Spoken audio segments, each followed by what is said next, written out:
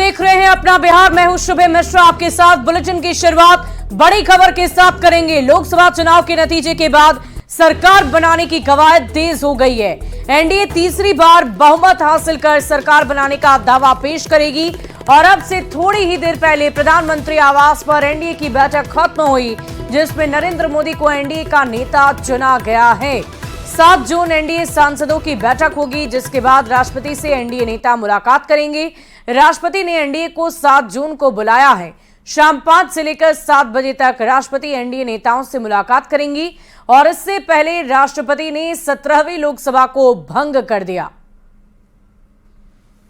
Exclusive तस्वीरें हम आपको एनडीए बैठक के दिखा रहे हैं। जब प्रधानमंत्री के आवास पर यह बैठक चल रही थी, उस बैठक की बहुत ही खूबसूरत तस्वीर, एक्सक्लूसिव तस्वीर आपकी टीवी स्क्रीन पर है। सरकार बनाने की कवायद काफी तेज हो गई और एनडीए के तमाम दिग्गज नेता आपको नजर आ रहे होंगे। बिहार के मुख्यमंत्री नीतीश कुमार हैं। इसके अलावा अगर युवाओं की बात करें तो चिराग पासवान भी वहां पर मौजूद हैं, एकनाथ शिंदे मौजूद हैं।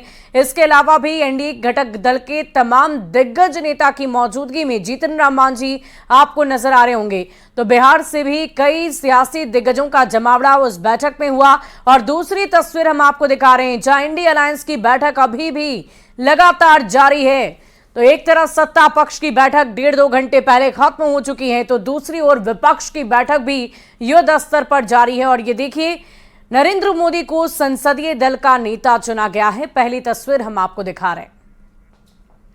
एनडीए की बैठक में नीतीश कुमार ने कहा, बिना देरी सरकार बनानी चाहिए। हम लोग मजबूती से मोदी के साथ हैं और एनडीए ने मोदी को संसदीय दल का नेता चुन लिया है। बैठक में सांसद संजय झा भी मौजूद रहे। प्रधानमंत्री आवास पर एनडीए की ये बहुत बड़ी बैठक हुई और इसी बीच बिहार के मुख्यमंत्री नीतीश कुमार का ये बहुत बड़ा बयान कि जल्द से जल्द सरकार का गठन हो जाना चाहिए और बिना देरी सरकार बनानी चाहिए। ये कहना है बिहार के मुख्यमंत्री नीतीश कुमार का। हम लोग मजबूती के साथ मोदी जी के साथ हैं, इस बात की भी चर्चा मुख्यमंत्री की तरफ से की गई। और एनडीए की बैठक में जो प्रस्ताव आए उसकी बड़ी बड़ी बात आपको बताते हैं। प्रस्तावना में जो पत्र दिए गए उसमें लिखा है कि भारत के 140 करोड़ देशवासियों ने पिछले 10 साल में आदरणीय प्रधानमंत्री श्री नरेंद्र मोदी जी के नेतृत्व में एनडीए सरकार की जन कल्याणकारी नीतियों से देश को हर क्षेत्र में विकसित होते देखा है। बहुत लंबे अंतराल, लगभग 6 दशक के बाद भारत की जनता ने लगातार तीसरी बार पूर्ण बहुमत से सशक्त नेतृत्व को चुना है। हम सभी को गर्व है कि 2024 का लोकसभा चुनाव एनडीए ने आदरणीय श्री नरेंद्र मोदी जी के नेतृत्व में पूरी एकजुटता के साथ लड़ा और जीता भी। हम सभी एनडीए के नेता आदरणीय श्री नरेंद्र मोदी जी को सर्वसम्मति से अपना नेता चुनते हैं। श्री मोदी जी के नेतृत्व में एनडीए सरकार भारत के गरीब, महिला, युवा, किसान और शोषित, वंचित और पीड़ित नागरिकों की सेवा करने के लिए प्रतिबद्ध है। भारत की विरासत को संरक्षित कर देश के सर्वांगीण विकास हेतु एनडीए सरकार भारत के जन जन के जीवन स्तर में सुधार लाने के लिए कार्य करती रहेगी। प्रस्ताव सर्वसम्मति से आज दिनांक 5 जून 2024 को नई दिल्ली में पारित किया गया है। तो एक तरफ ये प्रस्ताव पत्र आपको नजर आ रहा होगा, प्रस्तावित पत्र हम आपको पढ़कर सुना चुके हैं, और दूसरी तरफ एनडीए घटक दल के तमाम सियासी दिग्गजों की तरफ से हस्ताक्षर किए गए इस पत्र पर वो तस्वीरें भी हम आपको दिखा रहे हैं। और लोकसभा चुनाव 2024 के परिणामों का ऐलान हो चुका है और चौंकाने वाले परिणामों के बावजूद बीजेपी सबसे बड़ी पार्टी बनकर उभरी है। तो एनडीए सबसे बड़ा गठबंधन। हालांकि दोनों को उम्मीद से बहुत कम सीटें मिली, लेकिन फिर भी एनडीए को पूर्ण बहुमत मिल गई है। एनडीए के सहयोगी दलों का कहना है कि वो एकजुट हैं और प्रधानमंत्री मोदी के साथ हमेशा खड़े हैं। नहीं होना चाहिए। प्रधानमंत्री जी बहुत जल्द शपथ लेने जा रहे हैं और एनडीए पूरी एकजुटता के साथ जनादेश एनडीए को मिला है कि हम लोगों का जो फिक्स्ड है कि भारत का प्रधानमंत्री कौन होंगे, तो हम लोग तय कर लिया है कि नरेंद्र मोदी जी ही हम लोगों के नेता होंगे।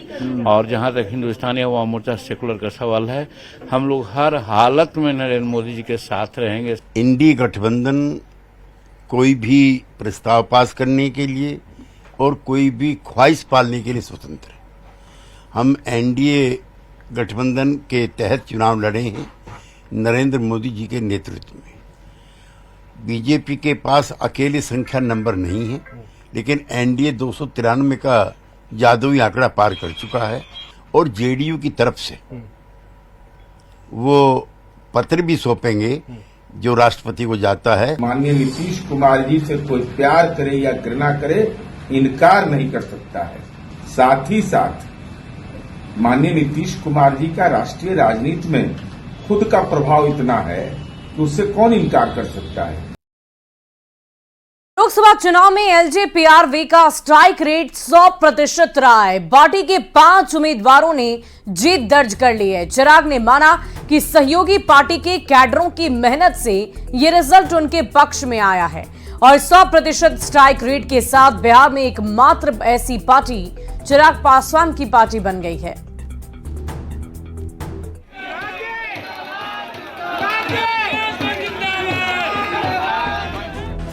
लोकसभा चुनाव 2024 के नतीजों ने एनडीए की सरकार बनने का दावा पुख्ता कर दिया। सीटों में कमी जरूर आई है, लेकिन प्रधानमंत्री के तौर पर नरेंद्र मोदी तीसरी बार शपथ लेने वाले हैं। कई रणनीतियां काम आई तो कई रणनीतियां फीकी पड़ गईं। बिहार में चिराग पासवान को 5 सीटें देने की रणनीति सही साबित हुई और एलजेपीआरवी ने 100% के स्ट्राइक रेट के साथ 5 की 5 सीटें जीत ली। मेरे नेता, मेरे पिता आदरणीय रामविलास पासवान जी के सपनों को पूरा करने की सोच के साथ यहाँ आया हूँ। मेरे लिए भावुक क्षण है। इससे पहले जब भी ये सर्टिफिकेट हाजीपुर के नाम के साथ जब भी हाथ में थामा तो उसमें मेरे पिता का नाम रहता था। आज उनकी जगह मेरा नाम है। मेरे लिए एक बड़ी जिम्मेदारी भी है, एक भावुक पल भी है। अपने जीते हुए उम्मीदवारों के साथ मुख्यमंत्री से मिलने पहुंचे चिराग पासवान ने जीत में सहयोगी पार्टियों के कैडरों का समर्थन मिलने की बात कही। ये समर्पण है हमारे नेतृत्व के प्रति। अभी मेरे प्रधानमंत्री आदरणीय नरेंद्र मोदी जी के प्रति हर एक घटक दल पूर्ण समर्पण के साथ उनके नेतृत्व को स्वीकार करता है। 2019 के चुनाव में एलजेपी को 6 सीटें मिली थी और सभी 6 सीटों पर एलजेपी के उम्मीदवार जीते थे। 2024 में भी स्ट्राइक रेट टस से मस नहीं हुआ। चिराग के आत्मविश्वास ने कर दिखाया। उस दौर को भी याद करना होगा जब चिराग के कहने पर ही स्वर्गीय रामविलास पासवान यूपीए छोड़ एनडीए का हिस्सा बने थे और बेहतर प्रदर्शन किया था। आज इस जीत के साथ चिराग ने रामविलास का असली राजनीतिक वारिस भी साबित कर दिखाया। Bureau report, news 18। और इस बार के लोकसभा चुनाव में हार के बावजूद विपक्ष काफी खुश है और जीतकर भी केंद्र सरकार में उतनी खुशी नहीं। सवाल यही कि विपक्ष हार कर भी खुश क्यों है।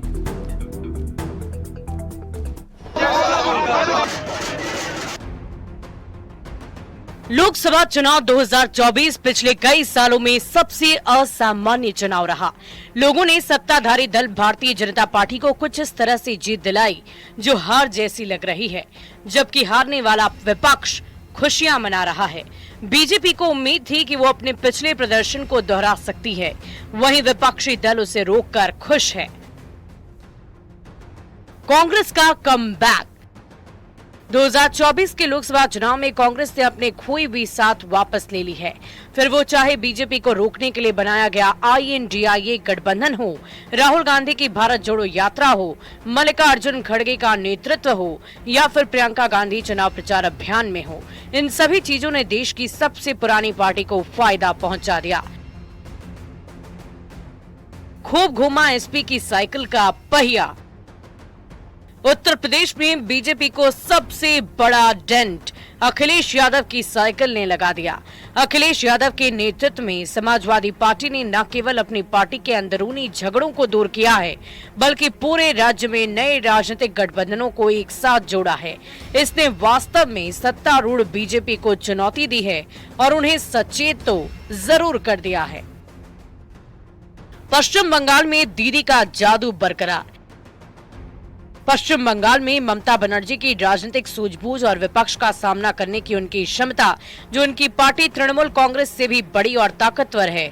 पश्चिम बंगाल में अकेले चुनाव लड़कर ममता बनर्जी ने अपनी स्थिति को बचाए रखा।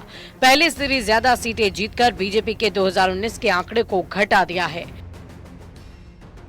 महाराष्ट्र की लड़ाई में INDIA की जीत। महाराष्ट्र में दो राजनीतिक दलों के दो फाड़ होने के बाद जिस तरह से राज्य की राजनीति में बदलाव हुआ, वो किसी करिश्मे से कम नहीं। शरद पवार के नेतृत्व वाली एनसीपी, उद्धव ठाकरे की शिवसेना और कांग्रेस के त्रिपक्षीय गठबंधन ने सत्ताधारी भाजपा और शिवसेना की समीकरणों को उल्टा कर दिया है। इन्हीं कारणों से विपक्ष में जीत का स्वाद नहीं मिलने के बाद भी खुशी देखी जा रही है। और एक बहुत दिलचस्प तस्वीर आपको दिखाते हैं। तस्वीरों में आप खुद देखिए, एनडीए की बैठक के बाद बिहार के सभी नेता एक साथ खड़े हैं। वो तस्वीर हम आपको आपकी टीवी स्क्रीन पर दिखा रहे हैं। पीएम मोदी नीतीश कुमार समेत बिहार के सभी नेताओं से बातचीत कर रहे हैं और ये बहुत ही खास तस्वीर है, बहुत ही दिलचस्प तस्वीर है जो इस वक्त आपकी टीवी स्क्रीन पर है। बिहार के नेताओं से प्रधानमंत्री मोदी ने अलग से मुलाकात की है और वही बहुत ही खास तस्वीर आपकी टीवी स्क्रीन पर है।